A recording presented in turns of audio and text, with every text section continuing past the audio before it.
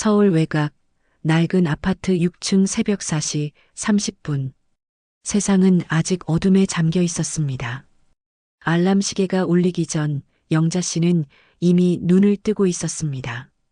창문 너머 희미한 달빛이 방 안을 은은히 비췄고 낡은 나무 바닥은 그녀의 발소리를 조용히 삼켰습니다. 조심스레 이불을 걷고 일어나려다 손목에서 찌릿한 통증이 느껴졌습니다. 관절염은 날이 갈수록 그녀를 괴롭혔지만 가족 앞에서는 절대 아픈 내색을 하지 않았습니다. 그녀는 스스로를 다잡으며 숨을 골랐습니다. 손목을 부드럽게 주무르며 창밖을 바라보았습니다. 골목 어귀의 가로등 불빛이 깜빡이며 그녀의 외로움을 더 깊게 만들었습니다. 부엌으로 향하는 발걸음은 30년 넘게 살림을 해온 노련함으로 조용했습니다. 된장국을 끓이고 쌀을 씻어 밥을 짓는 손놀림은 마치 시간을 거스르는 춤 같았습니다. 된장의 구수한 향이 부엌을 채웠고 밥솥에서 나는 김이 창문에 뿌옇게 맺혔습니다. 창문 너머로 스며드는 아침 햇살이 그녀의 희끗한 머리칼을 비쳤습니다. 따뜻한 빛이었지만 영자 씨의 가슴은 무거웠습니다. 남편을 하늘나라로 떠나보낸 지 3년. 홀로 남은 그녀는 아들 철수의 집으로 들어왔습니다. 어머니 혼자 사는 게 너무 걱정된다던 철수의 말에 의지했지만 현실은 기대와 달랐습니다. 철수는 늘 회사 일로 바쁘다며 대화를 피했고 며느리 미정의 차가운 시선은 날카로웠습니다. 유일한 위로는 7살 손녀 수아였습니다. 달려와 품에 안기는 수아의 따뜻한 목소리는 그녀의 마음을 녹였습니다. 하지만 그 순간조차 미정이 곁눈질로 바라보는 시선에 영자 씨는 위축되었습니다. 내가 정말 이 사람들의 가족일까? 그녀는 속으로 되뇌었습니다. 평생 공장에서 허리가 휘도록 일하고 남편과 작은 식당을 운영하며 아들을 키운 세월이 무색하게 그녀는 이 집에서 투명인간처럼 느껴졌습니다. 밤이면 창밖의 불빛을 바라보며 생각에 잠겼습니다.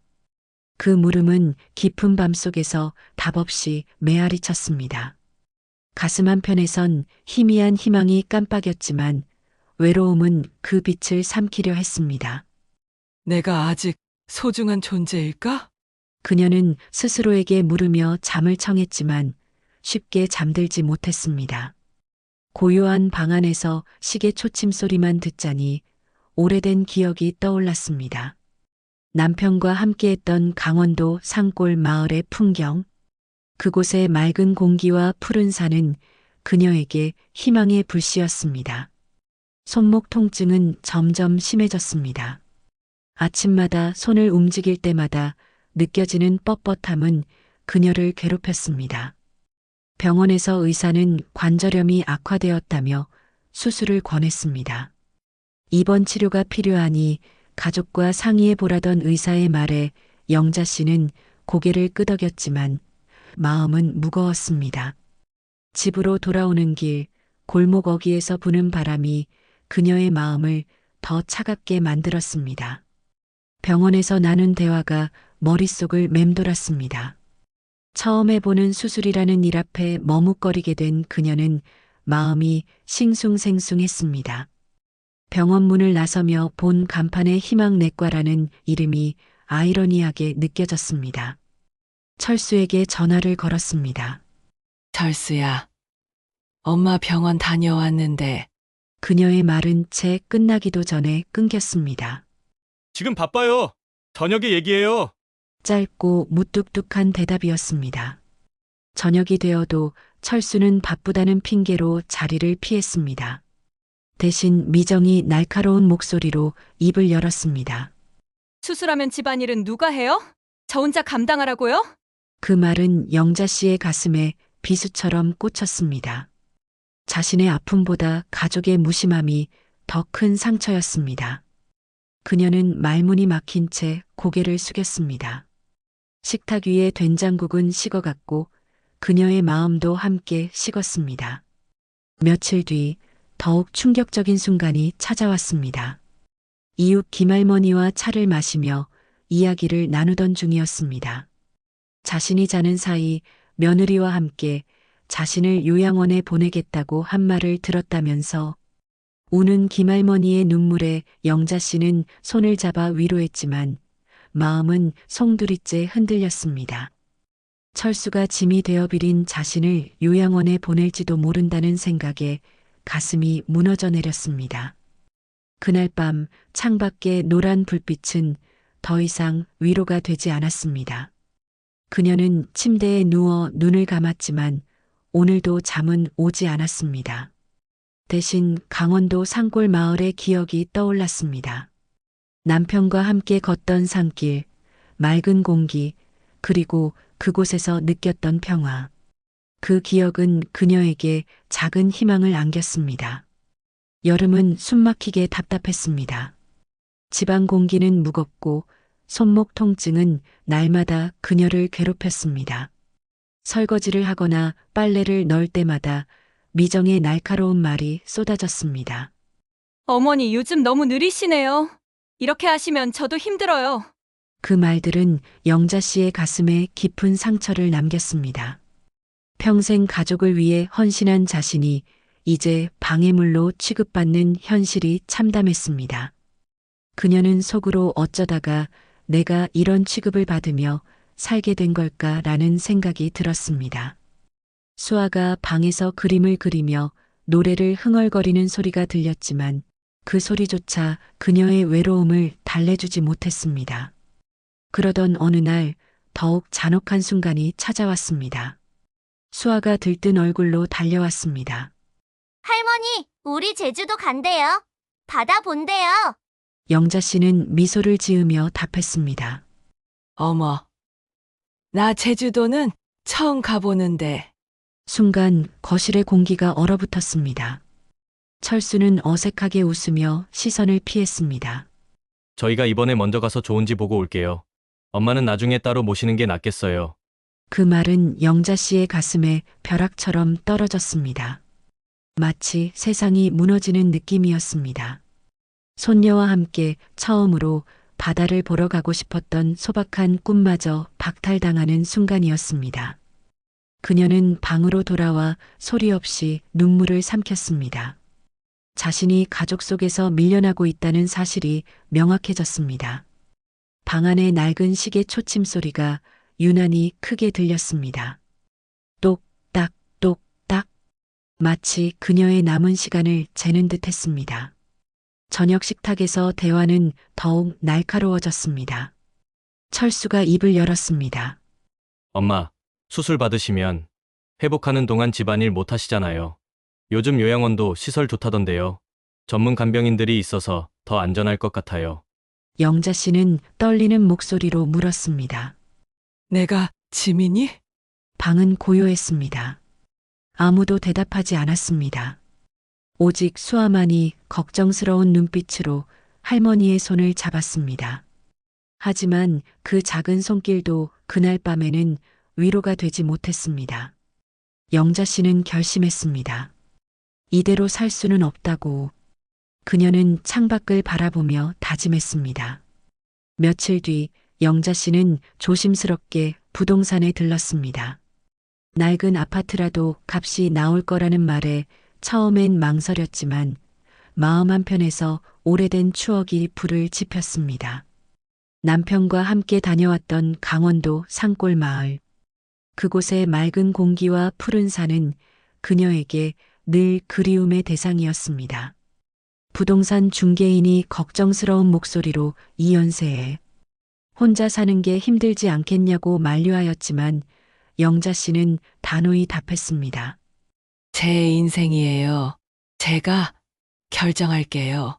그녀의 목소리는 떨림없이 단단했습니다. 74년을 살면서 처음으로 자신을 위한 선택을 하는 순간이었습니다. 집으로 돌아와 짐을 정리하기 시작했습니다. 오래된 사진들, 남편의 유품들, 그리고 수아가 그려준 그림들. 하나하나 정리하며 지나온 세월을 돌아봤습니다. 젊은 시절 남편과 찍은 사진을 보며 눈시울이 붉어졌습니다. 공장에서 일하며 굳어진 손으로 아들을 키우던 시절, 작은 식당을 운영하며 새벽같이 일어나 장사 준비를 하던 날들. 모든 것이 가족을 위한 삶이었습니다. 손녀의 그림을 보며 눈시울이 더욱 붉어졌지만 그녀의 다짐은 흔들리지 않았습니다. 더 이상 희생하며 살지 않겠다는 마음은 확고했습니다. 철수와 미정이 수아를 데리고 제주도로 떠나는 날, 영자 씨는 담담히 배웅했습니다. 수아가 손을 흔들며 말했습니다.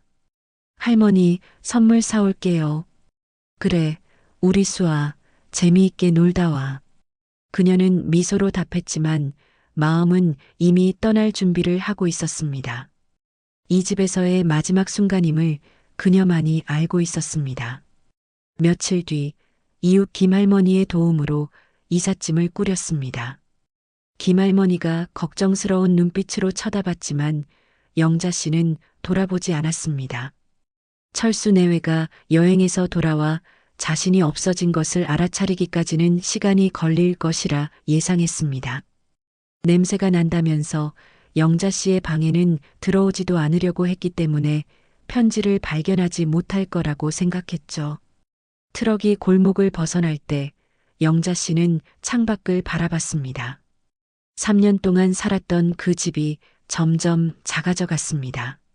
무너진 집은 두고 가지만 무너진 마음은 다시 세우겠다는 다짐으로 가득했습니다. 트럭의 엔진 소리가 그녀의 새로운 시작을 알리는 듯 했습니다. 74세의 늦은 나이에 시작하는 새로운 모험이었지만 그녀는 두렵지 않았습니다. 강원도 산골 마을.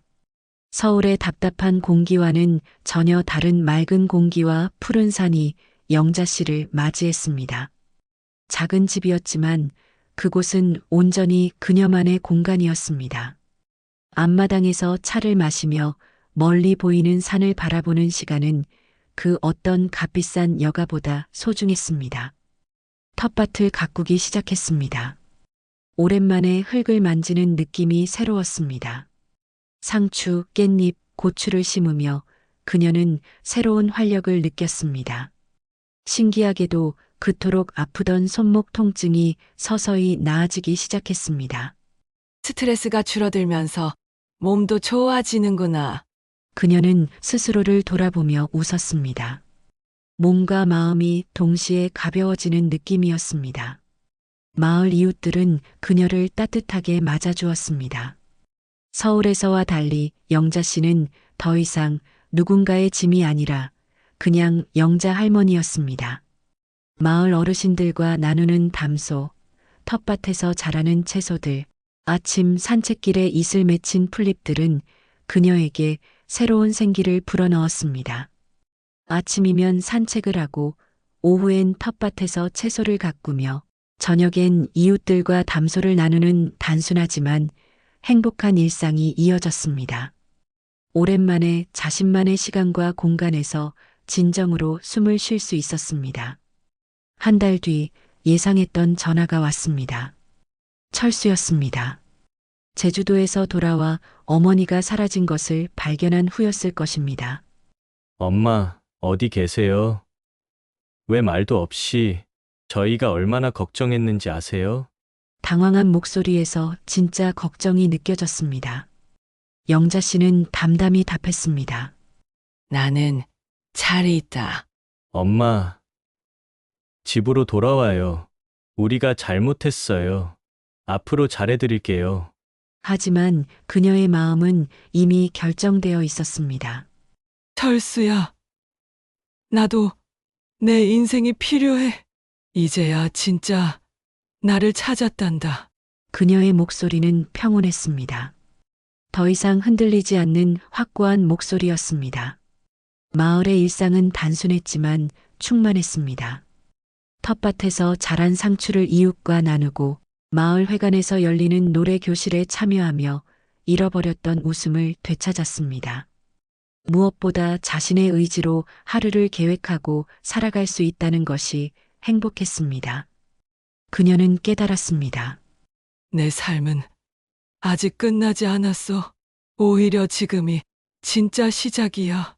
가을이 찾아왔습니다. 단풍으로 물든 산을 바라보며 영자 씨는 진정한 평화를 느꼈습니다. 서울에서의 답답했던 나날들이 마치 다른 사람의 이야기처럼 느껴졌습니다. 어느 날 작은 차 한 대가 마을로 들어왔습니다. 철수와 수아였습니다. 아들의 얼굴에는 후회와 미안함이 가득했습니다. 수아가 달려와 품에 안겼습니다. 몇 달 만에 보는 손녀는 더 많이 자란 것 같았습니다. 보고 싶었어요. 할머니 어디 갔는지 몰라서 울었어요. 철수는 떨리는 목소리로 말했습니다. 엄마, 죄송해요. 정말 죄송해요. 이제야 엄마가 얼마나 힘드셨을지 알겠어요. 영자 씨는 아이를 품으며 조용히 말했습니다. 나도 너희를 사랑한다. 하지만 내 삶도 필요했어. 철수는 눈을 붉히며 고개를 끄덕였습니다. 그제야 그는 어머니가 얼마나 외롭고 힘드셨을지 깨달았습니다. 그들 사이에 말보다 깊은 이해와 약속이 자리 잡았습니다. 엄마, 이제 자주 올게요. 수아도 할머니 보고 싶어 해요. 이정희도 많이 반성하고 있어요. 그래. 언제든 와라. 할머니 집은 항상 열려 있단다. 영자 씨는 미소로 답했습니다. 그날 저녁 텃밭에서 기른 채소로 정성스럽게 저녁을 차렸습니다. 오랜만에 가족과 함께하는 식사였지만 이제는 영자 씨가 주인이었습니다. 그녀의 집에서 그녀의 방식으로 가족을 대접하는 것이었습니다. 철수는 어머니가 직접 기른 상추를 먹으며 말했습니다. 엄마가 기르신 채소가 이렇게 맛있을 줄 몰랐어요. 여기 공기가 좋아서 그런가 봐. 엄마도 전보다 훨씬 건강해 보이세요. 1년이 흘렀습니다. 영자 씨는 여전히 강원도에서 활기찬 나날을 보내고 있습니다.